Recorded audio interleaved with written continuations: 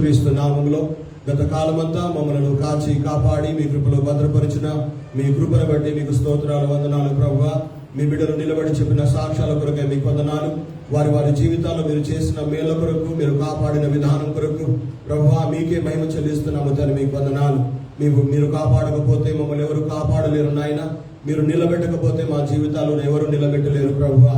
అవునాయన, ఈ లోకములో అటువంటి దేవుడు అన్న మిమ్మను విశ్వసించి నమ్ముకొని మీ మీద ఆధారపడి మీ కృప చేతనే ఈ లోకములో ఉన్నంత కాలం ముందుకు సాగిపోయేటువంటి జీవితాలు మాకు దయచేయమని ప్రార్థన. ప్రత్యేకించి చేరవచ్చిన బిడ్డలందరినీ అయ్యా మీకు చేతుల్లో పెట్టి ప్రార్థన చేస్తున్నాను. ఎవరు ఎలాంటి ఇబ్బందులు ఉంటున్నారో, ఎలాంటి కష్టాల్లో ఉంటున్నారో, ఎలాంటి ఇరుగు వ్యాధులతో ఉంటున్నారో నాకు తెలియదు, కానీ ప్రతి కుటుంబాన్ని, ప్రతి బిడ్డను చూసే దేవుడు నీవై ఉన్నావు కనుక ప్రతి జీవితాన్ని కూడా మీరు ఆదరించండి, బలపరచండి. ముందున్నటువంటి సమయాన్ని మీ చేతుల్లో పెడుతూ మీరే సమస్త మహిమ పొందుతూ మీ వాక్కు ద్వారా మాతో మాట్లాడుతూ మా జీవితాలను ఆదరించమని, బలపరచుమని, మీరే మహిమ పొందమని మా ప్రభు అయిన యేసుక్రీస్తు నామమున ఈ ప్రార్థన అడిగి వేడుకుంటున్నాను తండ్రి. ఆమేన్. దేవుని పరిశుద్ధమైన ఘనమైన నామమునకు మహిమ కలుగును గాక.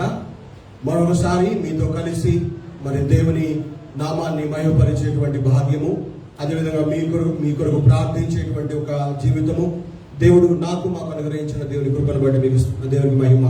ఈ సమయంలో మన ధ్యానం కొరకు లూకా సువార్త 13వ అధ్యాయము 10 నుండి 13 వరకు ఎవరైనా చదివి సహాయం చేయండి. లూకా సువార్త 13వ అధ్యాయము 10 నుండి 13 వరకు. విశ్రాంతి దినమున ఆయన ఒక సమాజ మందిరములో బోధించుచూ ఉన్నప్పుడు 18 ఏళ్ల నుండి బలహీనపరచు దయ్యము పట్టిన ఒక స్త్రీ అక్కడ ఉండెను. ఆమె నడుము వంగిపోయి ఎంత మాత్రమును చక్కగా నిలబడలేక ఉండెను.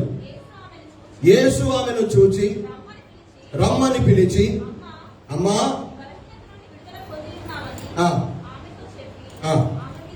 ఆమె మీద చేతులుంచగానే ఆమె చక్కగా నిలవబడి దేవునిని మహిమపరచెను అనే మాటలు మనం అక్కడ చదువుతూ ఉంటున్నాం. ఈ భాగాన్ని మీరు అనేక సార్లు చదివి ఉంటారు. అనేక మంది దేవుని సేవకులు బోధించగా విని ఉంటారు. అనేక పర్యాయాలు ఆ వాక్యమైనటువంటి సత్యాలను, లేకపోతే కొన్ని ఆలోచనలను దేవుని దాసులు పంచుకుంటూ ఉండగా మీరు గ్రహించి ఉంటారు. కానీ మరొకసారి దేవుడు ఈ వాక్యాన్ని, ఈ భాగాన్ని మన మధ్యలోకి తీసుకురావడం దేవుని తలంపుగా, దేవుని ఆలోచనగా నేను నమ్ముతూ ఉంటున్నాను. ఈ భాగంలో చదివినట్టయితే యేసు ప్రభువు ఈ లోకంలో శరీరధారిగా ఉన్నటువంటి ఆ రోజుల్లో ఆయన చేసిన అద్భుత కార్యాలలో ఇదొక అద్భుతమైన కార్యం. ఇదొక గొప్ప, ఒక ఆశ్చర్యకరమైన సంఘటనగా మనం చెప్పవచ్చు. ఏమిటి అనగా, ఆయన ఆనాడు ఉన్నటువంటి రోజుల్లో విశ్రాంతి దినమున ఒక దేవుని ఆలయంలో వెళ్ళి దేవుని వాక్యాన్ని బోధిస్తూ ఉండగా ఆ యొక్క దేవుని మందిరములో 18 ఏళ్ల నుండి ఒక దయ్యము చేత బాధపడుతున్న ఒక స్త్రీ ఆ దేవుని మందిరములో ఉన్నట్టుగా మనం చూస్తూ ఉన్నాం. ఆ దయ్యము యొక్క శక్తిని బట్టి, ఆ దయ్యము యొక్క ప్రభావాన్ని బట్టి 18 సంవత్సరాలుగా ఆమె బాధపడుతూ నడుము వంగిపోయిన స్థితిలో జీవిస్తూ ఏమాత్రం కూడా చక్కగా నిలబడలేనటువంటి బ్రతుకును ఈడుస్తూ ఉన్నటువంటి వ్యక్తిగా ఆమె గురించి వ్రాయబడి ఉంది. ఆమెను యేసు ప్రభు చూశాడని, ఆమెను రమ్మని పిలిచాడని, ఆమె మీద చేతులు ఉంచినప్పుడు ఆమె చక్కగా నిలబడి దేవుని మహిమపరిచిందని ఆ చదువుతూ వచ్చిన వాక్యములో, వచనాల్లో మనం చదువుతూ ఉన్నాం. ఈ యొక్క భాగంలో నుండి మనము కొన్ని విషయాలు ఈ రోజున ధ్యానం చేయబోతూ ఉన్నాం. ఈనాడు వంగిపోయినటువంటి జీవితం, లేదా దయ్యము ద్వారా, సాతాను ద్వారా ఆమె నడుము వంగిపోయినట్టుగా మనం చూస్తున్నాం. సాతానుడు శరీరపరమైన జబ్బును తీసుకొస్తాడు. సాతానుడు లోకరీతిగా ఉండేటువంటి సమస్యలు సృష్టిస్తాడు. సాతానుడు ఆరోగ్యపరమైన చిక్కులు కూడా తెచ్చి పెడుతూ ఉంటాడు. కానీ ఇక్కడ మనం నేర్చుకునేటువంటి అంశం ఏంటంటే, ఆ భాగంలో నుండి ఆత్మీయమైనటువంటి రీతిలో కొన్ని విషయాలు మనం నేర్చుకోబోతూ ఉన్నాం. ఏమిటి అనగా, ఆనాడు ఆ యొక్క అమ్మగారు వంగిపోయిన నడుముతో 18 సంవత్సరాలుగా ఏ విధంగా బాధపడుతూ వచ్చిందో, ఈనాడు కూడా అనేకులు, చాలా మంది దేవుని బిడ్డలు ఆత్మీయంగా చక్కగా నిలబడలేనటువంటి పరిస్థితిలో ఉంటూ ఉన్నారు. చక్కగా నిలబడలేని పరిస్థితి, వంగిపోయినటువంటి పరిస్థితి, లేచి నిలబడి చక్కగా చూసే పరిస్థితి లేదు, చక్కగా నడిచే పరిస్థితి లేదు, చక్కగా పని చేసుకునే పరిస్థితి లేదు. కానీ ఆత్మీయంగా కూడా వంగిపోయిన వారుగా ఉంటున్నారు. సాతానుడు కష్టాలతో కావచ్చు, ఇరుకు ఇబ్బందులతో కావచ్చు, అనారోగ్యాలతో కావచ్చు, ఆర్థిక ఇబ్బందులతో కావచ్చు, అనేక రకాల కారణాల చేత క్రైస్తవ విశ్వాసులను, దేవుని బిడ్డల ఆత్మీయ జీవితాలను వాడు వంచేసేవాడుగా ఉంటున్నాడు. దేవుని బిడ్డలందరూ కూడా వంగిపోయిన వారుగా, గులాంగిరి చేసేవారుగా, లేకపోతే తన ఆధీనంలో ఉండేటువంటి వారుగా చేసుకోవాలని సాతానుడు అనేక ప్రయత్నాలు చేస్తూ ఉంటాడు. అయితే ఇక్కడ యేసుక్రీస్తు ప్రభువును చూస్తున్నాము. వంగిపోయిన జీవితాలను, వంచివేయబడిన జీవితాలను ఆయన చక్కగా చేయగలిగిన దేవుడు అని వాక్యంలో మనం గ్రహిస్తా ఉన్నాం. వంగిపోయిన ప్రతి జీవితాన్ని, వంచివేయబడిన ప్రతి అనగా దేవుని బిడ్డను ఆయన చక్కపరచాలని ఆశపడే దేవునిగా మనం అక్కడ చూస్తా ఉన్నాం. ఈ రోజున నేను అంటూ ఉన్నాను, నీవు నేను ఎలాంటి స్థితిలో ఉంటున్నా? చక్కగా నిలబడే స్థితిలో మనం ఉన్నామా? చక్కగా నిలబడి దేవుని యొక్క మాటలు వినేవారముగా ఉంటున్నామా? చక్కగా నిలబడి దేవుని ప్రార్థించే వారంగా ఉంటున్నామా? చక్కగా నిలబడి దేవుని వాక్యాన్ని వినేవారముగా ఉంటున్నామా? చక్కగా నిలబడి దేవుని కొరకు బ్రతికే వారముగా ఉండగలుగుతూ ఉన్నామా? చక్కగా నిలబడి దేవుని నామాన్ని మహిమపరిచే వారముగా ఉంటున్నామా? మన జీవితాల్లో అలాంటి అనుభవం చాలా చాలా చోట్ల తక్కువగా కనబడుతూ ఉంది. చాలా సార్లు మనము వంగిపోయే వారముగానే ఉంటూ ఉన్నాం. ప్రార్థనా జీవితంలో వంగిపోయిన అనుభవం, దేవుని వాక్యాన్ని చదివే విషయంలో వంగిపోయినటువంటి అనుభవం, దేవుని కొరకు బ్రతికే విషయంలో నిలబడలేనటువంటి పరిస్థితి మన జీవితాల్లో చాలా సార్లు కనబడుతూ ఉంది. కానీ దేవుడు ఎంత గొప్పవాడు! ఇందాక గిద్యోను జ్ఞాపకం చేస్తున్నారు. దేవుడు మాత్రమే నిలబెట్టేవాడు, దేవుడు మాత్రమే ఆయన కాపాడేవాడు, ఆయన లేవనెత్తేవాడు అనేటువంటి మాటను ఆయన జ్ఞాపకం చేస్తూ వచ్చాడు. నిజమే, సాతానుడు వంచివేసేవాడైతే, సాతానుడు పడగొట్టేవాడైతే, దేవుడు నిలబెట్టేవాడు, దేవుడు జీవితాలను కట్టేవాడని వాక్యం ద్వారా మనం గ్రహిస్తూ ఉన్నాం. ఒకసారి 145వ కీర్తన, 145వ కీర్తన దయచేసి 14వ వచనాన్ని చదివి సహాయం చేస్తారా? యెహోవా పడిపోవు వారందరినీ ఉద్ధరించువాడు, కృంగిపోయిన వారందరినీ లేవనెత్తువాడు అన్న మాట అక్కడ వ్రాయబడింది. గమనించండి, దేవుడు ఎలాంటి వాడంటే పడిపోయిన వారందరినీ ఉద్ధరించేవాడు, వంగిపోయిన వారిని లేవనెత్తేవాడు. ఈ రోజున ఈ మాటలు వింటున్న దేవుని బిడ్డ, నీ జీవితంలో నిలబడిన స్థితిలో ఉన్నావా, లేదా వంగిపోయినటువంటి స్థితిలో ఉన్నావా? నువ్వు వంగిపోయిన జీవితంలో ఉండడానికి ఎవరు కారణం? చాలా సార్లు మనం కారణం కాకపోవచ్చు, మన జీవితాలు కారణం కాకపోవచ్చు. కానీ సాతానుడు చాలా పర్యాయాలు మన ఆత్మీయ జీవితంలో మనం వంగిపోయి ఉండడానికి సాతానుడే కారణం అవుతాడు. ఇక్కడ వంగిపోయిన జీవితాలను దేవుడు లేవనెత్తేవాడని, నిలబెట్టేవాడని, బాగు చేసేవాడనే విషయాన్ని మనం అక్కడ చదువుతూ ఉంటున్నాం. చక్కగా నిలబడము అన్న మాట మన సంసిద్ధతకు, విజయవంతమైన జీవితానికి అది సాదృశ్యంగా ఉంది. అయితే చదివినటువంటి లూకా సువార్త 13వ అధ్యాయంలో ఉన్నటువంటి భాగంలో నుండి ఒక 5-6 విషయాలు మీ యొక్క దృష్టికి తీసుకురావాలనే ఆలోచన ప్రభునామంలో నేను కలిగి ఉన్నాను. మొదటిగా చూస్తే ఈ లూకా సువార్త 13వ అధ్యాయంలో 13వ వచనంలో మనం చూస్తాం, యేసు ఆమె మీద చేతులుంచగా ఆమె చక్కగా నిలబడింది అని మనం చూస్తా ఉన్నాం. అంటే 18 సంవత్సరాలుగా వంగిపోయిన జీవితంలో ఆమె ఉంది. ఇక్కడ ఒక ప్రశ్న మనం వేసుకోవాలి, 18 సంవత్సరాలుగా ఆమె ఏ ప్రయత్నం చేయలేదంటారా చక్కగా నిలబడడానికి? ఒక్కరోజు జ్వరం వచ్చి రెండో రోజు జ్వరం వదిలిపెట్టకపోతే డాక్టర్ దగ్గరికి పరిగెత్తుతాం మనం. ఈమె 18 సంవత్సరాలు ఎంతో మంది దగ్గరికి పోయిడవచ్చు, తన జీవితాన్ని బాగు చేయమని, తన జీవితాన్ని చక్కపరచమని. ఎంతో మంది వైద్యుల దగ్గరికి పోయి ఉండవచ్చు, ఎంతో మంది సలహాలు తీసుకొని ఉండవచ్చు, ఎన్నో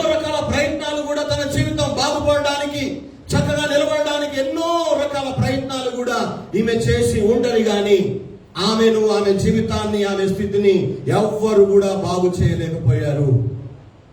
కానీ ఇక్కడ చూస్తున్నాము 18 సంవత్సరాల తర్వాత యేసుక్రీస్తు ప్రభువారు మాత్రమే ఆమె జీవితాన్ని చక్కగా చేశాడు. హల్లెలూయా. అంటే మనకు అర్థమయ్యే సత్యం ఏంటంటే, వంగిపోయిన జీవితంలో ఉన్నటువంటి ఏ మనిషి పరిస్థితిని కూడా ఏ మానవుడు కూడా సరి చేయలేడు, ఏ మానవుడు బాగు చేయలేడు. కానీ దేవుడు తప్ప వంగిపోయిన జీవితంలో ఉన్నటువంటి మానవులను నిలబెట్టగల శక్తి గలవాడు మరొకరు లేరు అన్న విషయాన్ని ఇక్కడ నేను మీకు జ్ఞాపకం చేస్తూ ఉంటున్నా. 18 సంవత్సరాలు ఆమెను ఎవ్వరూ చక్కగా నిలబెట్టలేకపోయారు. అంటే యేసు ప్రభువే మనలను చక్కగా నిలబెట్టువాడై ఉన్నాడు. ఆత్మీయ జీవితంలో మనం చక్కగా నిలబడలేకపోతున్నాము, ఆత్మీయ జీవితంలో మనం సరిగా లేకుండా ఉన్నాము అంటే సాతానుడు మన జీవితాలను వంచి వేశాడు అని మనం అర్థం చేసుకోవాలి.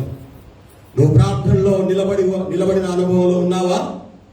దేవుని సన్నిధికి వచ్చే విషయంలో నిలబడిన అనుభవంలో ఉంటున్నావా?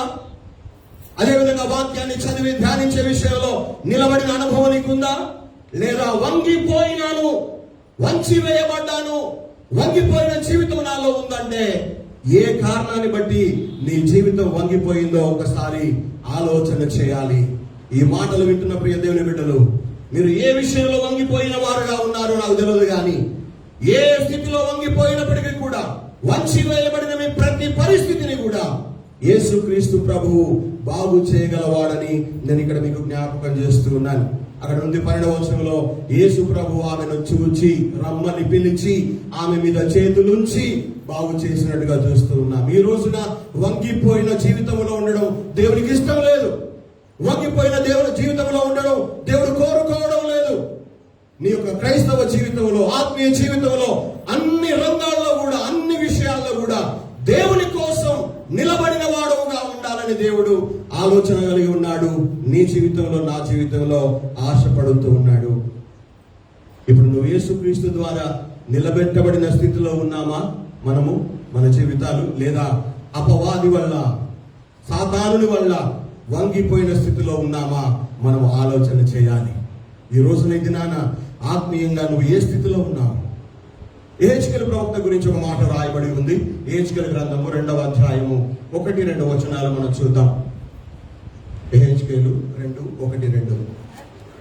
నరపుత్రుడా, నువ్వు చక్కగా నిలబడు, నేను నీతో మాట్లాడాలి అన్నాడు దేవుడు. ఆయన నాతో మాట్లాడినప్పుడు ఆత్మ నాలోనికి వచ్చి నన్ను నిలవబెట్టాను. యెహెజ్కేలు అనుభవం గమనించండి. అక్కడ దేవుడు యెహెజ్కేలుతో మాట్లాడుతుంటున్నాడు. నరపుత్రుడా, ఓ మనిషి, నేను నీతో మాట్లాడాలనుకుంటున్నాను, నువ్వు చక్కగా నిలబడు అంటే యెహెజ్కేలు చక్కగా లేడనమాట. దేవుని మాటలు వినేంత సరైన రీతిలో యెహెజ్కేలు జీవితం లేదు. చాలా మంది క్రైస్తవులు అనుకుంటారు, నేను బాగానే ఉన్నాను కదా, దేవుని మందిరానికి వెళుతున్నాను కదా, దేవుని వాక్యాన్ని వింటున్నాను కదా అని అనుకుంటారు. కానీ ఇక్కడ యెహెజ్కేలు అంటున్నాడు, దేవుడు అంటున్నాడు, నరపుత్రుడా, నువ్వు చక్కగా నిలబడు, నేను నీతో మాట్లాడాల్సి ఉంది అంటున్నాడు. ఒక మనిషి, ఒక మానవుడు, ఒక దేవుని బిడ్డ దేవుని మాటలు వినగలగాలి అంటే ఎప్పుడు వినగలుగుతాడు?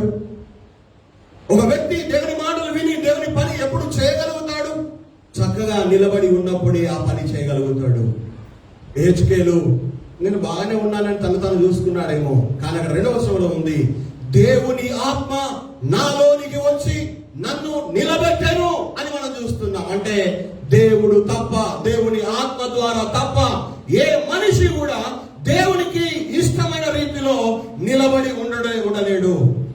దేవుని నిలబడితే తప్ప, దేవుని ద్వారా నిలబెట్టబడితే తప్ప ఏ వ్యక్తి, ఏ క్రైస్తవుడు కూడా తన జీవితాన్ని చక్కగా నిలబెట్టుకోలేడు. ఈ రోజున ఈ దినాన నేను వాక్యం మాట్లాడాలన్నా, దేవుని పక్షంగా దేవుని పరిచర్య చేయాలన్నా, మీరు ప్రార్థన చేయాలన్నా, దేవుని మందిరానికి రావాలన్నా, దేవుని కొరకు నిలబడాలన్నా, ఇవన్నీ కూడా ఎప్పుడు సాధ్యమవుతాయి అంటే దేవుడు, దేవుని ఆత్మ మనలను నిలబెట్టినప్పుడు మాత్రమే ఇవి సాధ్యమవుతాయి. అప్పటిదాకా అది సాధ్యం కాదు. అంటే అర్థం ఏంటి? దేవుడు తప్ప మనలను, మన జీవితాలను చక్కగా నిలబెట్టగలిగిన వాడు ఈ లోకంలో మరొకడు లేడు. నువ్వు అనుకోవచ్చు, నా భార్య నా కొరకు ప్రార్థన చేస్తుంది, నా జీవితం నిలబడుతుంది. నా భర్త నా కోసం ప్రార్థన చేస్తున్నాడు, నా జీవితం నిలబడుతుంది. తల్లిదండ్రులు మా కొరకు ప్రార్థన చేస్తున్నారు, మా జీవితాల్లో చక్కగా నిలబడగలం అనుకుంటున్నారు. కానీ దేవుడు నిన్ను నిలబెట్టాలి.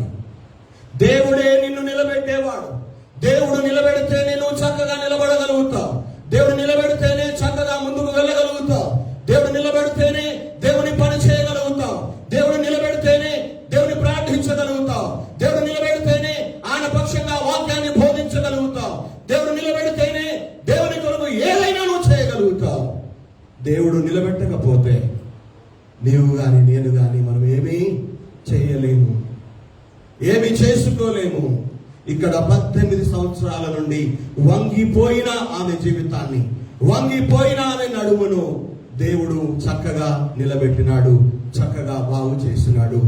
దేవుని నామానికి మహిమ కలుగును గాక.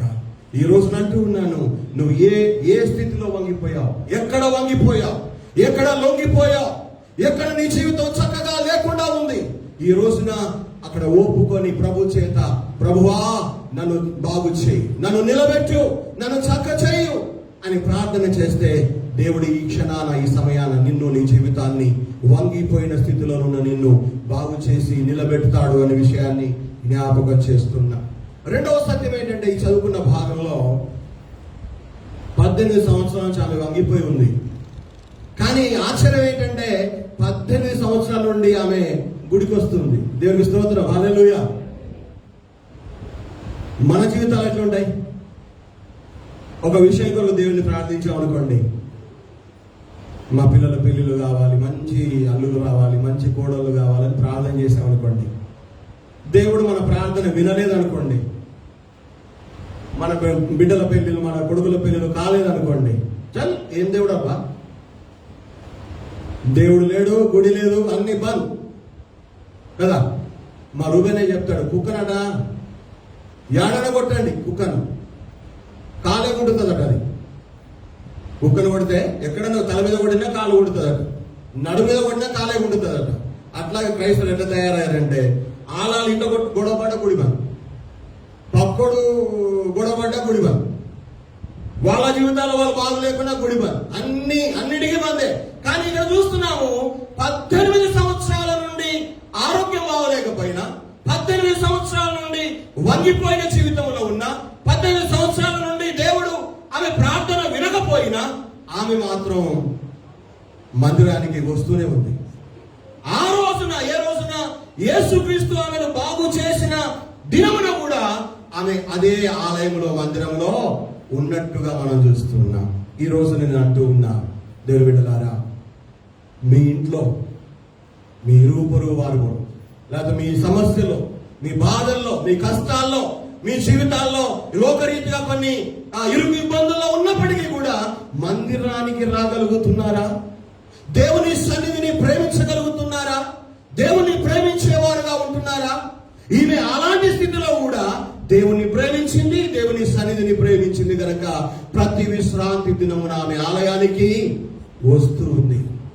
ఈ రోజున మనం రాగలమా? గుడి బంద్ చేసుకోవడానికి ఎన్ని కారణాలు చెప్తాం. ఎందుకు రాలేదమ్మా?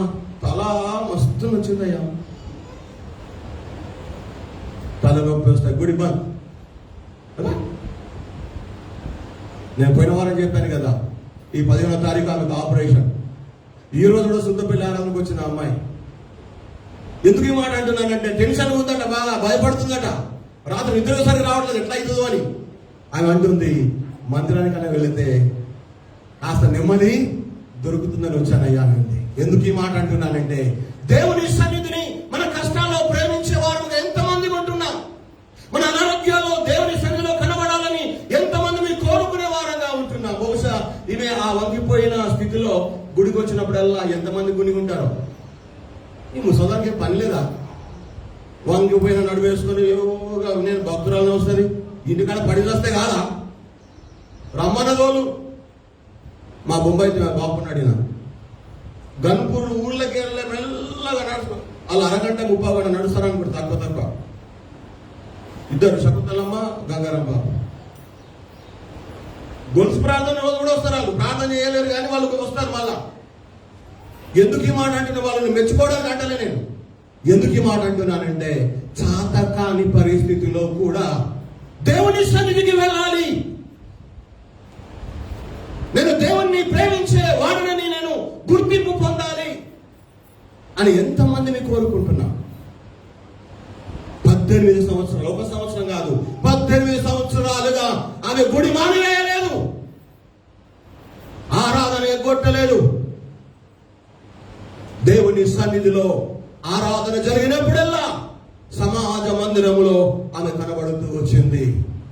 ఆమె దేవుని సన్నిధిని ప్రేమించేది గనక ఆ రోజున దేవుడు ఆమెను బాగు చేశాడు. ఒకవేళ అదే రోజు ఆమె రాకపోయి ఉంటే, యేసయ్య వచ్చిన రోజు ఆమె రాకపోయి ఉంటే, యేసయ్య ఆమెను చూసేవాడా? ఆమె పిలిచేవాడా? ఆమె మీద చేతులు ఉంచగలిగేవాడా?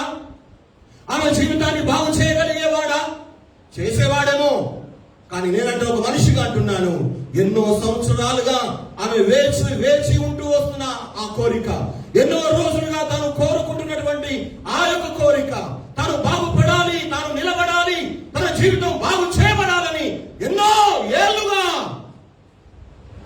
లోపల మదన పడుతూ ఆశించిన ఆ కోరిక ఆ రోజున దేవుడు నెరవేర్చాడు. హల్లెలూయా. ఆ రోజున కూడా ఆమె దేవుని మందిరములో కనబడింది. ప్రియ దేవుని బిడ్డ, దేవుడు నిన్ను ఎప్పుడు చూస్తాడో నీకు తెలియదు. దేవుడు నిన్ను నన్ను ఎప్పుడు రమ్మంటాడో మనకు తెలియదు. దేవుడు నీ మీద నా మీద చేతులు ఎప్పుడు ఉంచుతాడో మనకు తెలియదు, ఏ రోజో తెలియదు. కనుక నీ కష్టాల్లో, నీ అనారోగ్యంలో, నీ బాధల్లో సైతము దేవుణ్ణి ప్రేమించి దేవుని మందిరం వచ్చేటువంటి ఒక అనుభవాన్ని కలిగి ముందుకు సాగి వెళుదాం. హల్లెలూయా. ఆ రోజు దేవుని సన్నిధిలో ఉంది గనుక ఆమెను చూడగలిగాడు, ఆమెను పిలిచాడు, ఆమె చేతులుంచి వంగిపోయిన ఆమె జీవితాన్ని యేసయ్య బాగు చేశాడు. అంటే అర్థం ఏంటి?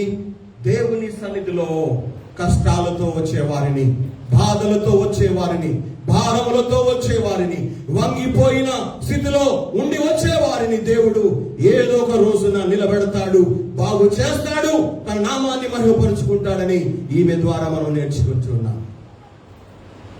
దేవుని సన్నిధిలో ఆమె ఉంది కనుక ఆమె బాగు చేయబడింది. దేవుని మందిరములో యేసు ఆమెను చూడగలిగాడు కనుక ఆమెను బాగు చేశాడు.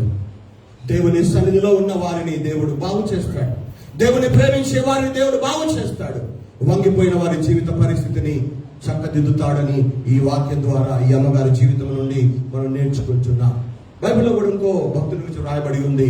1 రాజులు 17:1 ఏలియా ప్రవక్త అంటాడు, ఎవని సన్నిధిలో నేను నిలవబడి ఉన్నానో ఆ జీవము గల యెహోవా తోడు, ఆ దేవుని తోడు నా మాట ప్రకారము కాక రాబో దినాల్లో మంచైనను వర్షమైనను కురువదని చెప్పాడు. అంటే ఏలియా దేవుని సన్నిధిలో నిలబడేవాడు, దేవుని కొరకు నిలబడేవాడు, దేవుని ద్వారా నిలబెట్టబడిన వాడు గనక ఆయన ద్వారా దేవుడు తన కార్యాలు జరిగించాడు అని మనం చూస్తున్నాం. అంటే దేవుని సన్నిధిలో ఉన్న వారిని దేవుడు నిలబెడతాడు, తాను నిలబెట్టిన వారి ద్వారా తన కార్యాలు దేవుడు జరిగిస్తాడు అని ఈ యొక్క స్త్రీ ద్వారా మనం నేర్చుకుంటున్నాం. అంటే ఈ అమ్మగారు యేసుక్రీస్తు ద్వారా మాత్రమే బాగు చేయబడింది, ఎవరు ఆమెను బాగు చేయలేకపోయారు. రెండవదిగా దేవుని సన్నిధిని ప్రేమించింది, దేవుని సన్నిధినికి వస్తుంది కనుక యేసు ఆమెను బాగు చేశాడు. మూడవదిగా చూస్తే బాగు చేస్తాడు. ఎక్కడ వంగిపోయిన వాళ్ళను, కూలిపోయిన వాళ్ళను, కృంగిపోయిన వాళ్ళను, పడిపోయిన వాళ్ళను దేవుడు నిలబెడతాడు, చక్కగా నిలబెడతాడు. ఎక్కడ నిలబెడతాడు?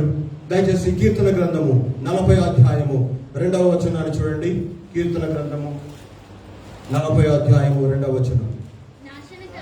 నాశనకరమైన గుంటలో నుండి, జిగటగల దొంగ ఊబిలో నుండి ఆయన నన్ను పైకెత్తను, నా పాదములు బండ మీద నిలిపి. గమనించాలి, జారిపోయే ఆ స్థితి నుండి, జారిపోయిన ఆ పరిస్థితి నుండి, పడిపోయిన ఊబిలో నుండి దేవుడు తన భక్తుణ్ణి లేవనెత్తాడట. లేవనెత్తడమే కాదు, ఎక్కడ నిలబెట్టాడట? బండ మీద నిలబెట్టాడు. ఆయన అడుగులను దేవుడు స్థిరపరిచినట్టుగా చూస్తున్నాం. గమనించాలి, ఒక ఇల్లు కానీ, ఒక కట్టడం కానీ, ఒక చెట్టు కానీ నిలబడి ఉండాలి, పడిపోవద్దు అంటే ఏం కావాలి? ఒక చెట్టు పడిపోవద్దు అంటే నిలబడి ఉండాలి, ఏం కావాలి? కింద వేరు బలంగా ఉండాలి. ఇల్లు పడిపోవద్దు, నిలబడి ఉండాలి, ఏం కావాలి? ఇల్లుకి మంచి పునాది ఉండాలి. ఇక్కడ దేవుడు కూడా ఆ పడిపోయినటువంటి, కృంగిపోయినటువంటి, కూలిపోయినటువంటి ఆ భక్తుని జీవితాన్ని లేవనెత్తాడు, బండ మీద నిలబెట్టాడు. బండ అనే మాట బైబిల్ ప్రకారంగా యేసుక్రీస్తు ప్రభువుకు సాదృశ్యం. మన ఆత్మీయ జీవితాల్లో మనం దేవుని ద్వారా నిలబెట్టబడాలి అంటే యేసుక్రీస్తు ప్రభువే మన ఆత్మీయ జీవితానికి ఆధారమై ఉండాలి. ఆ యేసుక్రీస్తు ప్రభువే మనకు పునాదిగా ఉండి తీరాలి. యేసుక్రీస్తు అనే బండ మీద దేవుడు ఎవరిని నిలబెడతాడో వాళ్ళు స్థిరంగా నిలబడతారు, నిలబడిన వారుగా ఉంటారు, చక్కగా ఉంటారు, బలంగా ఉంటారు, జారిపోకుండా ఉంటారు, పడిపోకుండా ఉంటారు. మళ్ళీ జారిపోకుండా ఆ పడిపోయిన భక్తుని జీవితాన్ని లేవనెత్తి బండ మీద నిలబెట్టినట్టుగా చూస్తూ ఉన్నాం. నేను అడుగుతున్నా, ఈ రోజున గత సంవత్సరాలుగా ఎవరిని ఆధారం చేసుకొని నిలబడ్డావు? నువ్వు నిలబడ్డానికి ఎవరు ఆధారం? నీకు నువ్వు నిలబడి ఉన్నావంటే ఎవరు కారణం? గత 35 సంవత్సరాలుగా ఈ ప్రాంతంలో, ఈ గ్రామంలో, ఈ సంఘంలో పరిచయం చేయడానికి దేవుడు నిలబెట్టుకుంటూ వస్తున్నాడు. ఇది నా గొప్పతనం కాదు. ఈ ఎన్నిక లేని ఈ బ్రతుకులో ఆ దేవదేవుడు ప్రేమించడంతో పాటు యేసు క్రీస్తు ప్రభు అనే బండ మీద నన్ను, నా జీవితాన్ని నిలబెట్టాడు గనక ఇది సాధ్యమైంది. ఒకవేళ వేరే పరిస్థితి అయితే ఇంతకాలం నిలబడి వాడిని కానేమో. ఎన్నో శోధనలు, ఎన్నో ఆటంకాలు, ఎన్నో అవరోధాలు, ఎన్నెన్నో సమస్యలు అయినప్పటికీ దేవుడు నిలబెడుతూ వచ్చాడు. దేవుడు తోడుగా ఉంటూ వచ్చాడు. యేసుక్రీస్తు అనే బండ పునాదిగా మేము కలిగి ఉండడానికి దేవుడు సహాయం చేశాడు కనుక ఇది సాధ్యమైంది. అవును, మన జీవితాల్లో కూడా సరిగ్గా నిలబడడం అది జరగాలి అంటే యేసుక్రీస్తు అనే బండ మీద మనం నిలబెట్టబడడం ఎంతో అవసరమైన విషయం అని నేను ఇక్కడ మీకు జ్ఞాపకం చేస్తున్నా. నీవు నేను మన జీవితాలు చక్కగా నిలబడాలని, నిలబెట్టబడాలని పునాది బండగా ఈ లోకానికి యేసుక్రీస్తు ప్రభు వారు వచ్చారు. కావున మన ఆత్మీయ జీవితంలో చక్కగా నిలబడి ఉండాలంటే మనం ఆ బండ మీద నిలబడవలసి ఉన్నది, నిలదొక్కుకోవలసిన అవసరం ఉంది. ఆ బండను ఎన్నడూ ఎప్పుడు కూడా విడిచిపెట్టవద్దు.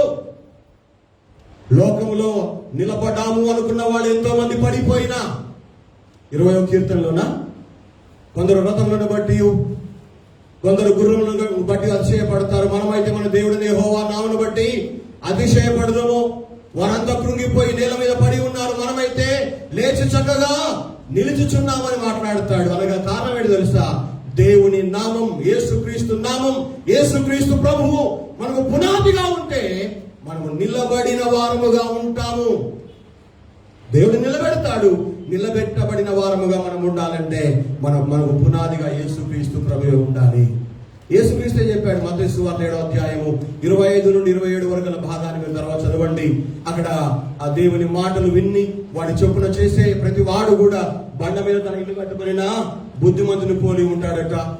దేవుని మాటలు విని కూడా ఆ మాటల ప్రకారం చేయని వాడు ఇసుక మీద తన ఇల్లు కట్టుకొనినా బుద్ధి లేని వాడిని పోలి ఉంటాడట. అంటే అర్థం ఏంటో తెలుసా? ఇక్కడ బండను కాదని ఇసుక మీద నిలబడిన వాడు ఏమయ్యాడు? పడిపోయాడు, కూలిపోయాడు, కరిగిపోయాడు. ఆ వరదలో, ఆ తుఫానులో కొట్టుకొని వెళ్ళిపోయాడు. ఎందుకో తెలుసా? బండనే వద్దనుకున్నాడు, యేసుక్రీస్తునే వద్దనుకున్నాడు. బండ మీద నా జీవితం ఉండొద్దు అనుకున్నాడు. ఇసుక మీద మాత్రమే తన జీవితాన్ని నిలబెట్టుకున్నాడు.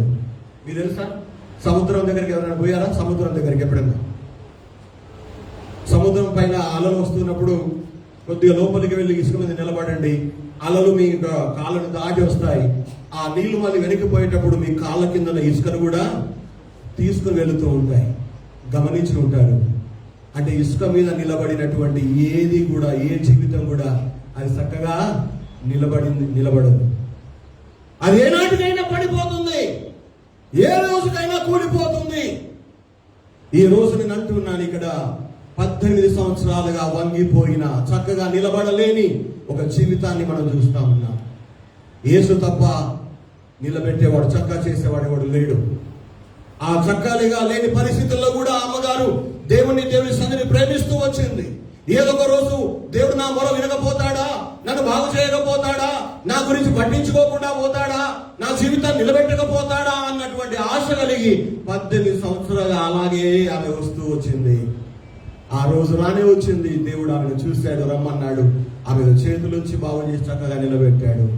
ఎక్కడ నిలబెట్టాడు, ఎలా నిలబెట్టాడంటే తననే ఒక పునాదిగా చేసి తన మీద ఆమె జీవితాన్ని నిలబెట్టినట్టుగా మనం అక్కడ చూస్తూ ఉన్నాం. అయితే ఈ రోజున మన జీవితం గురించి ఆలోచన చేస్తే మనము మన ఆత్మీయ జీవితంలో ఎక్కడ నిలబడిన వారంగా ఉన్నాం? బండ మీద నిలబడి ఉన్నామా, లేకపోతే మనల్ని కూల్చివేసి మనల్ని పడగొట్టేటువంటి ఇసుక మీద నిలబడ్డామా అనేది మనం ఆలోచన చేయాలి. మన జీవితాన్ని పరీక్ష చేసుకోవాలి. 4వదిగా ఆమె జీవితంలో మనం నేర్చుకునే మాట ఏంటంటే, మొదటిగా చూసాం యేసే వంగిపోయిన జీవితాలు బాగు చేసేవాడు. బాగులేకపోయినా దేవుని సన్నిధిని ప్రేమించాలి. 3వదిగా చూసాం ఆయన ఎక్కడో నిలబెట్టాడు కానీ ఒక బలమైన పునాది మీద నిలబెడతాడు. 4వదిగా చూస్తే నిలబెట్టబడిన తర్వాత ఆమె చక్కగా నిలబడిన తర్వాత ఆమె ఏం చేసింది? లూకా సువార్త 13:13 ఆమె మీద చేతులుంచగానే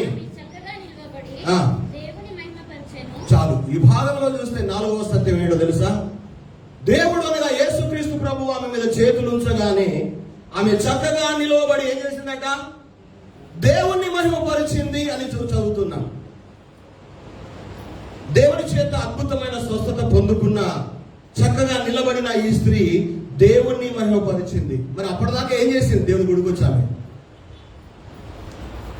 దేవుని గుడికి వచ్చేది అందరిలాగా వెళ్ళిపోయింది. అందరిలాగా దేవుని గుడికి వచ్చేది, దేవుని బోధకులు చెప్పిన వాక్యాన్ని వినేది, వెళ్ళిపోయేది. అందరిలాగా కానుకలు సమర్పించేది, ఇంటికి వెళ్ళిపోయేది. కానీ దేవుని మహిమపరిచిందో లేదో మనం వ్రాయబడలా. కానీ ఆమె ఎప్పుడైతే చక్కగా నిలబడిందో, ఆమె ఎప్పుడైతే యేసయ్య ద్వారా బాగు చేయబడిందో, ఎప్పుడైతే ఆమె దేవుని ద్వారా నిలబెట్టబడిందో, అప్పుడు ఆమె దేవుని మహిమపరిచింది. హల్లెలూయా. అంటే దేవుని ద్వారా నిలబెట్టబడిన వారు మాత్రమే దేవుని మహిమపరుస్తారు. హల్లెలూయా. అందరూ దేవుని మహిమపరచలేరు, అందరికి సాధ్యము కాదు. నేను అప్పుడప్పుడు చెప్తాను కదా, కొంతమంది బాగా బాధల్లో ఉండి మందిని తింటారు, దేవుని తిడతారు. దేవుని గుడిలో 5 దోషుల మన్నువయ్యా, దేవుని గుడిలో దీపం మారిపోని రకరకాలుగా తిడుతూ ఉంటారు. కానీ ఇక్కడ ఈమె తన జీవితంలో ఆ 18 సంవత్సరాలు గుడికి వచ్చింది పోయింది, వాక్యం విన్నది పోయింది, కానుకలు సమర్పించింది వెళ్ళిపోయింది. కానీ దేవుని మహిమపరిచిందో లేదో మనకు అక్కడ రాయబడలా. కానీ 13వ వచనంలో స్పష్టంగా చూస్తున్నాం, ఆమె యేసయ్య ద్వారా చక్కగా బాగు చేయబడి నిలబెట్టబడిన తర్వాత దేవుని మహిమపరిచింది. బైబిల్లో ఒక భక్తుడి గురించి మీకు చెప్పాలి ఈ సందర్భంగా.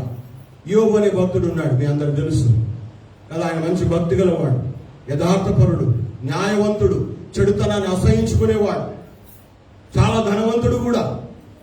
కానీ ఏంటో ఒకసారి ఏమైందంటే, ఒక రోజు 3 కూతుళ్ళు 7 కొడుకులు ఒకే రోజు చచ్చిపోయారు. ఒకే రోజులో తన ధాన్యము, తన ఆస్తి అంతా కూడా శత్రువులు పట్టుకొని పోయారు.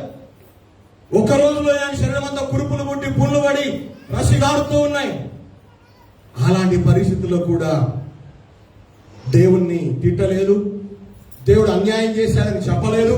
పైగా యోబు ఏం చేశాడంటే, దేవుని నామమునకే స్తుతి కలుగునుగాక అంటూ దేవుని మహిమపరచగలిగినాడు. హల్లెలూయా. కారణం ఏంటి? యోబు తన జీవితాన్ని బండ మీద నిలబెట్టుకున్నాడు. హల్లెలూయా.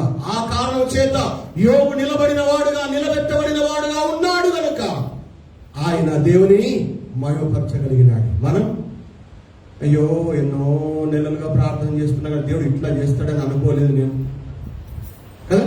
మన మనసులో అనుకుంటాం, దేవుని మహిమపరచం. దేవుని మహిమపరచాల్సింది ప్రతి పరిస్థితిలో. అన్ని బాగున్నప్పుడు మాత్రమే కాదు, ఏమి లేనప్పుడు కూడా మనం దేవుని నామాన్ని మహిమపరచాలి. అది ఎప్పుడు సాధ్యమవుతుందో తెలుసా?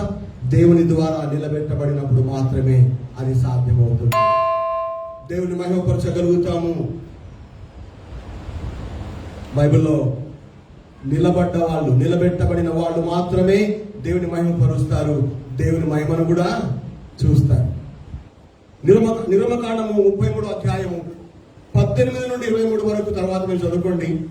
నిర్గమకాండము 33 అధ్యాయము 18 నుండి, లేదా 18వ వచనం 21వ వచనం 23వ వచనం చదివితే 18వ వచనం అంటాడు, ప్రభువా నీ మహిమను నాకు చూయించు, నీ మహిమను నాకు కనపరచు, నిన్ను నీ మహిమను చూడాలనుకుంటున్నాను అని మోషే దేవుని ప్రార్థన చేస్తాడు. అప్పుడు దేవుడు ఏమంటాడు తెలుసా, అరే ఏ నరుడు కూడా నన్ను చూసి బతకలేడు బాబు, నన్ను చూడడం అంటే చచ్చిపోవడమే, వాళ్ళ చావును వాళ్ళు కోరుకోవడమే అని చెబుతూ 21వ వచనంలో ఆఖరి భాగంలో అంటాడు, ఇదిగో నాకు దగ్గరగా ఒక స్థలం ఉంది. 21వ వచనం, ఆ బండ మీద నీవు నిలబడవలను. కూర్చోవాలని అన్నాడా, నిలబడవాలని అన్నాడా? ఏమండి, నిలబడవలను అన్నాడు. 23వ వచనంలో ఆ దేవదేవుడు దాటిపోతుండగా ఆ బండ మీద నిలబెట్టబడిన మోషే దేవుని వెనుక పౌరుషమును అనగా దేవుని గ్లిమ్స్ అనగా ఆయన కిరణాలు, ఆయన మహిమను చూడగలిగినాడు. హల్లెలూయా. కూర్చున్నవాడు చూడలేడు, పడుకొని ఉన్నవాడు చూడలేడు. నిలబెట్టబడిన వాడు, దేవుని ద్వారా నిలబెట్టబడిన వాడు దేవుని మహిమపరుస్తాడు. దేవుడు నిలబడమన్న చోట నిలబడిన వాడు దేవుని మహిమను కూడా చూడగలుగుతాడు. ఈ రోజున వంగిపోయిన స్త్రీ జీవితంలో నుండి దేవుడు మనతో మాట్లాడుతున్న సత్యాలు. వంగిపోయిన వారుగా ఉండడం దేవునికి ఇష్టం లేదు. యేసు తప్ప వంగిపోయిన జీవితం నుండి విడిపించే మరొక దేవుడు లేడు. వంగిపోయిన స్థితిలో ఉన్న ఆ స్త్రీలాగా దేవుని సన్నిధిని ప్రేమిస్తున్నామా, ప్రేమించగలుగుతూ ఉన్నామా? చాలా మంది దేవుని మీద కోపం పెట్టుకుంటారు, దేవుని మీద అలుగుతూ ఉంటారు. అది మనకే నష్టం. కానీ ఈమె 18 సంవత్సరాలు వంగిపోయిన స్థితిలో ఉండి కూడా దేవుని మందిరానికి వెళ్ళింది. ఆమెను చూశాడు, రమ్మను పిలిచాడు, చేతులు ఉంచాడు ఆమె మీద. ఆమెను బాగు చేసిన తర్వాత ఆమె దేవునిని మహిమపరిచినట్టుగా చూస్తున్నాం.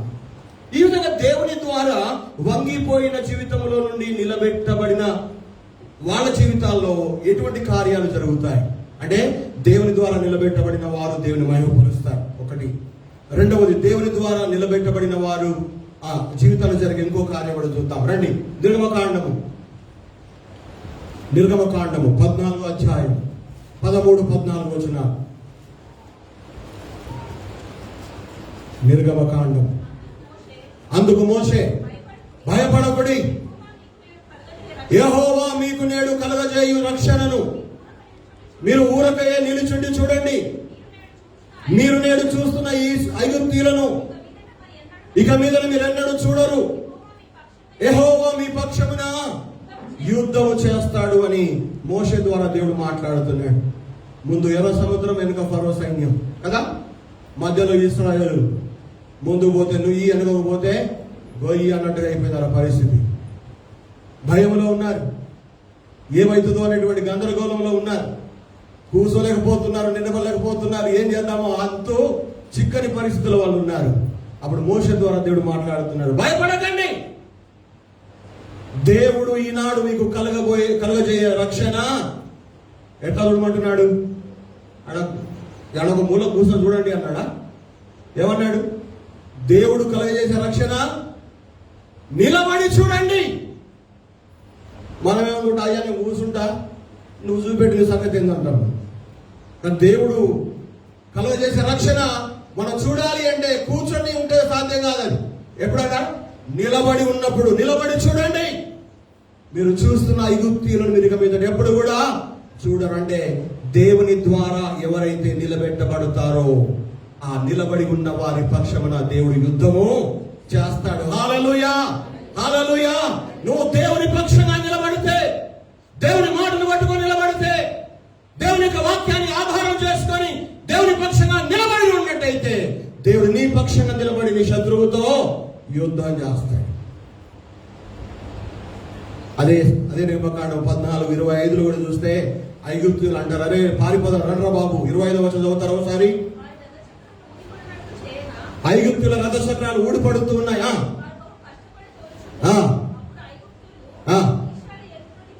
ఇశ్రాయేలు ఎదుట నుండి మనం పారిపోదాం రండి. యెహోవా దేవుడు వారి పక్షమున మనతో యుద్ధము చేస్తున్నాడని శత్రువులు తెలుసుకున్నారు, కానీ ఈ నిలబడ్డోళ్ళు తెలుసుకోలేకపోయారు కదా. దేవుని మాటలు పట్టుకొని ఉన్నారు, నిలబడి ఉన్నారు. ఎట్లా చేస్తారబ్బా, ముంగట సముద్రం వెనకాల రథాలు టక్కు టుక్కు అని వస్తున్నాయి, బండ్లు, రథాలు, గుర్రాలు, ఏమైతుందో అని నిలబడితో చూస్తున్నారు. కానీ ఆశ్చర్యం ఏంటంటే దేవుడు వారి పక్షంగా యుద్ధము చేశాడు. ఈరోజు నువ్వు నిలబడితే నీ పక్షంగా దేవుడు నిలబడతాడు. నువ్వు కూర్చుంటే ఎందుకంటే నాలాగా ఒక పాస్టర్ గారు బాగా పెద్ద పరిచయం ఆయనకి. అప్పుడప్పుడు కొంతమంది పాస్టర్ చెప్తారు, ఈరోజు నేను 4 ప్రసంగాలు చేసిన, 5 ప్రసంగాలు చేసిన, అటు పోయినాను. కష్టపడుతున్నారు, సేవలు బాగా కష్టపడుతున్నారు. అట్లా ఒక రాత్రి కూడికలో ఇంటికి వచ్చి ఈ రోజంతా తిరిగినామా, బాగా అలసిపోయినట్టున్నది. ఒక కురిసేరు కూర్చొని మాట్లాడుతానండి అయ్యగారు. రాత్రి కూడికలో, ఒక గృహ కూడికలో బాగా అలసిపోయినా ఈరోజు తిరిగి ఒక కురిసేరు కూర్చొని మాట్లాడుతాను. ఎవడో అప్పుడు కూర్చొని మాట్లాడుతున్నా, చాతగాక ఏం చేద్దాం. కూర్చొని మాట్లాడుతా అంటే వాళ్ళు ఆ చిన్నలు కూడా అన్నారంట, అయ్యా నిజమే అయ్యా, మేము కూడా బాగా అలసిపోయాం. మీరు పొలాలు నాట్లేసి వంగి ఇట్లా ఎంతో వంగి నాట్లేస్తారు. అమెరికాలో వచ్చిన ఒకసారి వాళ్ళు తీసుకొని ఇట్లా చింతకుంట అట్లా మల్లరంగ వెనకెళ్ళిపోతున్నాం, నాట్లేస్తున్నారు. వాళ్ళు జీప్ ఆపి ఫోటోలు, కెమెరాలు తీసుకుని వాళ్ళందరూ ఫోటో తీసుకుంటున్నారు. ఏం చేస్తున్నారు అంటే ప్యాడీ నాడుతున్నారు అంటే వరి నాడుతున్నారు అని చెప్పాము ఇంగ్లీష్లో. అంటే అట్లా వంగే నాడుతారా, అట్లా ఎంతసేపు వంగి ఉంటారు అంటే పని అయిపోయినా కట్టిన ఉంటారు అంటే అలా అన్ని మిషన్లే కదా, మిషన్లే కోస్తాయి, మిషన్లే నాటుతాయి, మిషన్లే అన్నీ చేసాయి. అలా నడుములు అయ్యాయా అన్నవాళ్ళు. ఇక నువ్వు వచ్చినా ఏం చేస్తాం, పైసల కోసం కష్టపడక తప్పదు కదా అని చెప్పేసి అన్నాం. అంటే ఇక్కడ ఎందుకు మాట్లాడుతున్నానంటే మన ఆయగారు ఆ మాట అనేసరికి అందరూ అన్నారట, మేము కూడా దినమంతా పని చేసి వచ్చినాం అయ్యా, మీరు కూర్చొని చెప్పురు మేము పండుకొని వింటామన్నారు. మీరు కూర్చొని చెప్పురు మేము కాస్త నడుము వాల్సి వింటామన్నారట. ఏం జరిగి ఉంటుంది ప్రార్థన కూటం, మరి జోరుదారా ఉంటుంది. చాలాసార్లు మనము నిలబడలేని స్థితిలో ఉంటాం, నిలబడలేకపోతూ ఉంటాం. ఎంతసేపు నిలబడాలి, ఎన్ని రోజులు నిలబడాలి, ఎన్ని గంటలు నిలబడాలి? దేవుడు కార్యం చేసేదాకా, నీ పక్షంగా యుద్ధం చేసేదాకా, దేవుడిచ్చిన మాట నెరవేరేదాకా నీవైనా నేనైనా దేవుని పక్షంగా నిలబడగలిగితేనే, నిలబడి ఉంటేనే దేవుడు మన పక్షంగా యుద్ధం చేస్తాడు. అలా నిలబడాలంటే ఏం కావాలి, మరి ఏం కావాలి? బలం కావాలా, శక్తి కావాలా, అంతకు మించి ధైర్యము, తెగింపు కావాలి. హల్లెలూయా. దేవుని కోసం నిలబడాలి, దేవుని ద్వారా నిలబడి ఉండాలి. అంటే దేవుడు నిలబెట్టాలి, కానీ నిలబడేటువంటి ఆ తెగింపు మనకు ఉండాలి. దానియేలు గ్రంథంలో ఒక మాట చదువుదామా ఈ సందర్భంగా. దానియేలు గ్రంథము 10వ అధ్యాయము 21వ వచనం. దానియేలు గ్రంథము 10వ అధ్యాయము 21వ వచనం.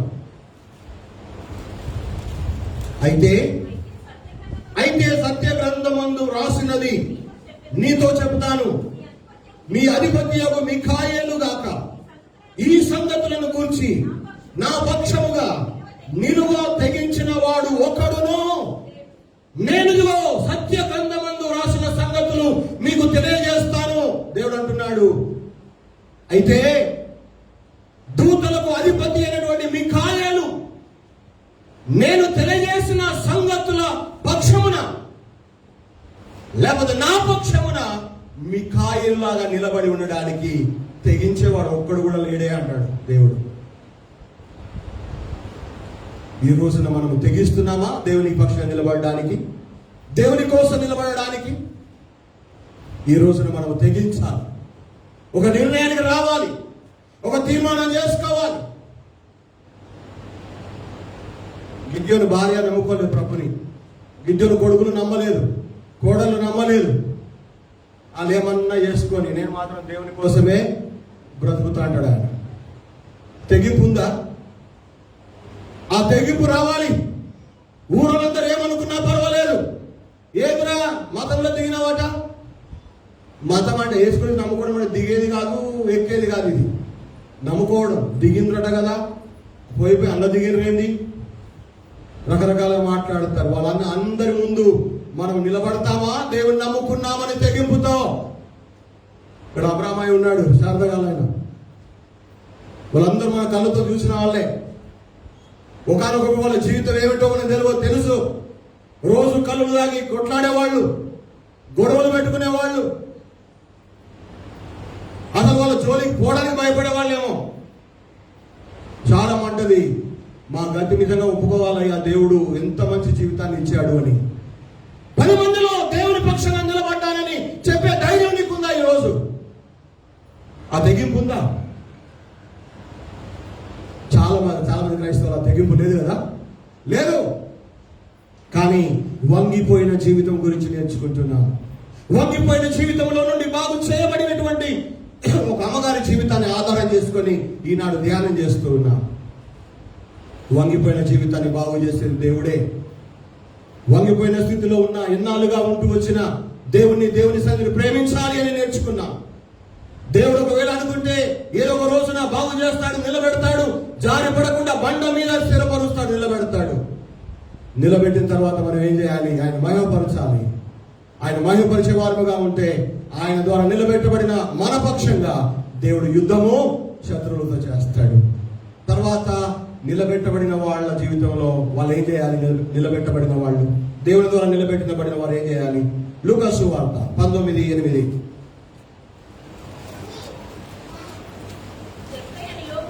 జక్కయ్య నిలవబడ్డాడు. ఇదిగో ప్రభువా.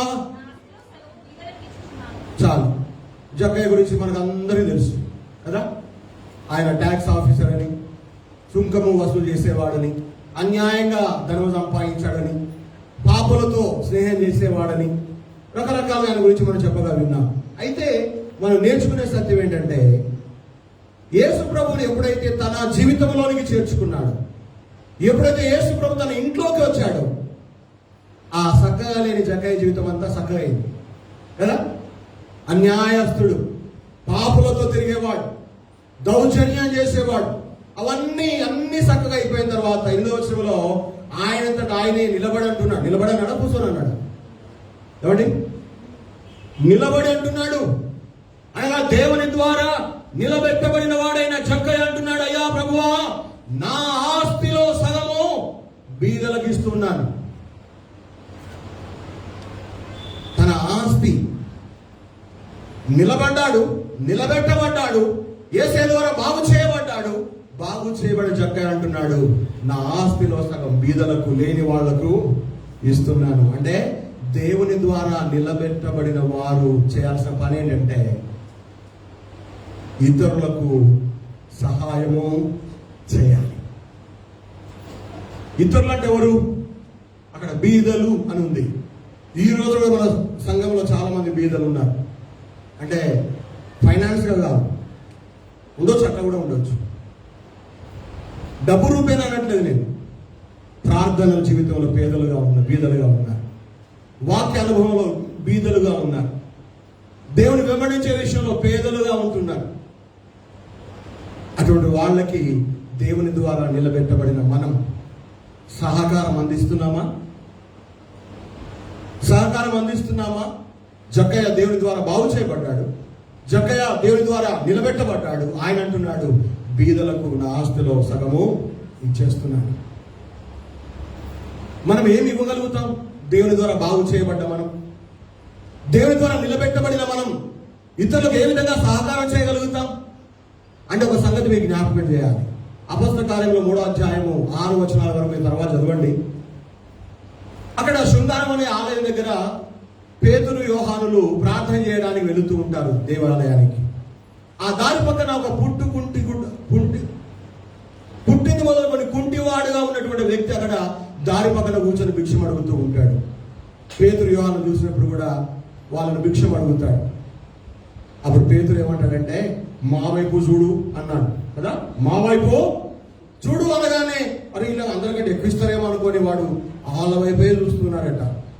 అప్పుడు అసలు సంగతి చెప్తాడు పేతురు, మా దగ్గర వెండి బంగారాలు లేవు కానీ అంటే ఇక ఏమిస్తారు మరి? ఇక పైసలు లేకపోయే, బంగారం లేకపోయే, వెండి లేకపోయే, ఏమిస్తారు మరి?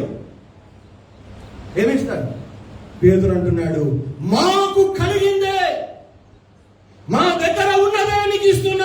చదువుతారా మాట? ఎన్నో వచ్చిన? పేతురు, అప్పుడు పేతురు, వెండి బంగారములు వెండి బంగారములు నా యొద్ద మా యొద్ద లేవు గాని నాకు కలిగినదే నీకు ఇస్తున్నాను చాలు. ఈ రోజున మన దగ్గర ఉన్నది ఏంటి? వేరే వాళ్ళ దగ్గర లేనిదేంటి?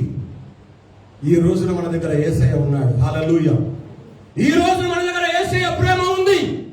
ఈ రోజు యేసయ్య కృప మనం కలిగి ఉన్నాం. ఆయన రక్షణ పొంది ఉన్నాం. ఈ రోజున మనము కలిగి ఉన్న యేసుక్రీస్తు అనే సంపదను, యేసుక్రీస్తు అనే ఐశ్వర్యాన్ని, యేసుక్రీస్తు అనే ఆ యొక్క ధనాన్ని లేని పేదలకు మనము అందించాలి. ఇంట్లో యేసుక్రీస్తు నమ్మని నీ భార్య ఒక పేదరాలు, రక్షింపబడిన నీ భర్త ఒక పేదవాడు, దేవుని ఎరిగిన నీ బిడ్డలు పేదవాళ్ళు. ఈ రోజున నీ దగ్గర ఉన్నటువంటి యేసుక్రీస్తును, యేసుక్రీస్తు ప్రేమను, యేసుక్రీస్తు సన్నిధిని లేని వారికి ఇవ్వగలవా? కొంతమంది ఇది మాకే కావాలి, ఇది మాకే కావాలి, అది కూడా మాకే కావాలి అంటారు.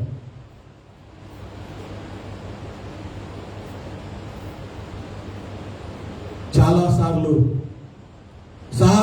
సహాయం చేయడానికి ఇష్టపడం. కానీ నేను అంటున్నాను, మన సంఘములోనే, మన సంఘ సభ్యుల్లోనే ఎంతో మంది అల్లాడుతున్నారు. ప్రేమించేవారు లేక, మాట్లాడేవాళ్ళు లేక, ఆదరించే వాళ్ళు లేక, ఆదుకునే వాళ్ళు లేక ఎంతమంది ఉన్నారు. దుఃఖములను వారి దగ్గరికి వెళ్ళి బాగున్నారా, తిన్నారా అని ఒక్క మాట అడగండి. పక్కన కూర్చొని వాళ్ళ కొండంత బలం వస్తుంది. మీకోసం ప్రార్థన చేస్తున్నామని చెప్పండి. వాళ్ళు ఎంతో ధైర్యం కలిగి ఉంటారు. ఏం కాదు, దేవుడు ఉన్నాడు, ఆయన అన్యాయం చేసేవాడు కాదు అని చెప్పండి. వాళ్ళకి ఎంతో భరోసా కలుగుతుంది. ఈ సహాయం కూడా మనం చేయలేమా? ఈ 4 మాటలు కూడా చెప్పలేమా? మన గల్లీలోనే కొంతమంది తినడానికి తిండి లేక ఉంటారు. ఎప్పుడైనా ఒక రొట్టె చేసుకొని వెళ్ళి ఇచ్చి వస్తే ఎంత బాగుంటుంది. నేను ఫేస్బుక్లో చూస్తాను, ఒక చిన్న పిల్లవాడు షూ పాలిష్ చేసుకుంటూ ఉంటాడు, తినడానికి ఏమీ లేదు, ఎండ కాస్తూ ఉంటుంది. వాడు అలా చూస్తుంటే వెనకాల ఒక వ్యక్తి వచ్చి ఒక ప్యాకెట్ అక్కడ పెట్టేసి వెళ్ళిపోతాడు. అటు చూస్తారు, అక్కడ ప్యాకెట్ ఉంటుంది, అప్పటిదాకా లేని ప్యాకెట్. ఏంటో చూస్తే 2 బన్స్ దానిలో తినే వస్తువు ఉంటుంది. ఆ బాబాటి చూసి తీసుకొని తింటూ కన్నులు కారుస్తాడు. ఎవరో తెలియదు, ఒక పూట తిండి ఇచ్చాడు. హాస్పిటల్లో ఉంటే మనం అందరం చూడడానికి వెళ్తాం కదా, వెళ్తాం. ఏం తీసుకుపోతాం చెప్పండి? డబ్బాల రోడ్డు తీసుకుపోతాం, ప్యాకెట్లు. ఇన్ని ప్యాకెట్ అయితే అది వచ్చేసరికి ఇన్ని ప్యాకెట్లు వస్తాయి. ఏం చేసుకుంటారు ఆ ప్యాకెట్ అన్నారు? ఏం చేసుకుంటారు? ఈసారి ఎప్పుడైనా పోతే మీకు కలిగితే ఒక 200 చేతులు పెట్టిరండి, ఒక 500 చేతులు పెట్టిరండి. వాళ్ళు 10 నెలల తర్వాత ఇంటికి వచ్చేసరికి ఒక 2-3 వేల రూపాయలు అయితే దేనికి ఒక దానికి వాళ్ళకి సహాయపడదా? ఖచ్చితంగా సహాయపడుతుంది. ఈ చిన్న కార్యాలు, చాలా చిన్న కార్యాలు, ఎవరో చెప్పాల్సిన విషయాలు కావు ఇది. కానీ చక్కగా నిలబడి అంటున్నాడు, ప్రభువా నా ఆస్తిలో సగం బీదలకు ఇస్తూ ఉన్నానయ్యా. ఎవరు ఈ కార్యం చేయగలుగుతారు? ఇతరులకు సహకారం ఎవరు అందించగలుగుతారు? ఇతరులు ఎవరు లేపగలుగుతారు? ఇతరులు ఎవరు నిలబెడతారు అంటే దేవుని ద్వారా నిలబెట్టబడిన వాళ్ళే పడిపోయి ఉన్న వాళ్ళని కూడా నిలబెట్టగలుగుతారు. హల్లెలూయా, హల్లెలూయా. ఈ రోజు నేను అంటూ ఉన్నాను, వంగిపోయిన జీవితంలో ఉంటావా? నిలబడిన జీవితంలో ఉంటావా? వంగిపోయిన వాడవుగా ఉండాలని ఇష్టపడుతున్నావా? దేవుని ద్వారా నిలబెట్టబడిన వాడవుగా బ్రతకాలని కోరుకుంటున్నావా? తెలుసుకో. ఈరోజు నిర్ణయం చేసుకో. ఈరోజు యేసుక్రీస్తు ప్రభు రానై ఉంటున్నాడు. మత్తయి సువార్త చెప్తాడు, ఇదిగో ఇవన్నీ జరుగుతూ ఉన్నప్పుడు లోకస్తులందరూ, లోకమంతా కూడా ధైర్యం చెడి కూలిపోతారు, వంగిపోతారు, పడిపోతారు. కానీ మీరేం చేయాలి? మీ తలలు ఎత్తుకొని ధైర్యంగా ఉండండి అని చెప్తాడు అక్కడ. ధైర్యంగా నిలబడి చూడాలి అంటే మనం ఏం కావాలి?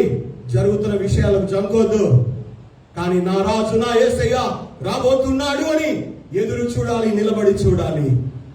ఈ రోజున వంగిపోతే ప్రయోజనం లేదు, వంగి జీవిస్తే ప్రయోజనం లేదు, మేలు కలగదు.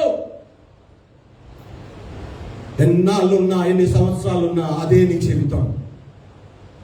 యేసయ్య దగ్గరకు రమ్మని పిలుస్తున్నాడు.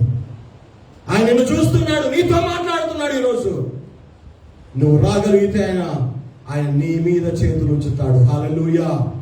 చూశాడు, రమ్మని పిలిచాడు, రాగానే తన చేతులు ఆమె మీద పెట్టాడు. నువ్వెక్కడ వంగిపోయావో, రమ్మంటున్న యేసు దగ్గరికి రా. ఈరోజు నువ్వెక్కడ లొంగిపోయావో, దేనికి లొంగిపోయావో, రమ్మన్న యేసు మాట పడుకుని రా ఆయన దగ్గరికి. నీ మీద, నీ జీవితం మీద ఆయన చేతులు పెడతాడు, నీ చేతులు ఉంచుతాడు. ఆయన చేతులు ఎంత బలమైనవంటే 18 సంవత్సరాలు కాదు, 30 సంవత్సరాలుగా వంగిపోయి ఉన్నా నిన్ను నిలబెట్టగలడు. చావు పడకలో ఉన్నావేమో, నిన్ను బ్రతికించగలడు. ఇన్ని సంవత్సరాలు ఎవడు ఏం చేయలేకపోయాడు, యేసయ్య ఏం చేస్తాడు అనుకుంటున్నావేమో. నువ్వు వచ్చి చూడు, ఒకసారి వచ్చి చూడు. యేసు ప్రభు నీతో నాతో మాట్లాడుతున్న ఈ మాటలు, ఆయన రాకడ దినాలకు సిద్ధపడుతున్న మన జీవితాలను కృంగిపోజేయకుండా, పడిపోకుండా ఆయన నిలబెట్టిన ఆ జీవితంలో మనం ముందుకు సాగి వెళదాం. నిలబెట్టబడిన మనం ఆయన మహిమపరుస్తూ ముందుకు సాగుదాం. నిలబెట్టబడిన మనం ఆయన పక్షంగా నిలబడదాం. మన పక్షంగా యుద్ధం చేస్తాడు. ఆయన ద్వారా నిలబెట్టబడిన మనం ఇతరులకు, అనగా బీదలుగా ఉన్న వారికి, ఇంకా నిస్సహాయ స్థితిలో ఉన్న వారికి, ఇంకా లేవలేని స్థితిలో ఉన్న వారికి మనకు కలిగినటువంటి యేసుక్రీస్తు అనే సంపదను పంచి పెడదాం. అలాంటి కృప, అలాంటి అనుభవం, అలాంటి జీవితం పరిశుద్ధాత్మ దేవుడి మాటలు వింటున్నా మనకు దయచేయాలని కోరుకుంటున్న మాటలు ముగిస్తున్న దేవుడి మాటలు మన వినికిడిలో ఆశీర్వదించి దీవించును గాక. ఆమేన్.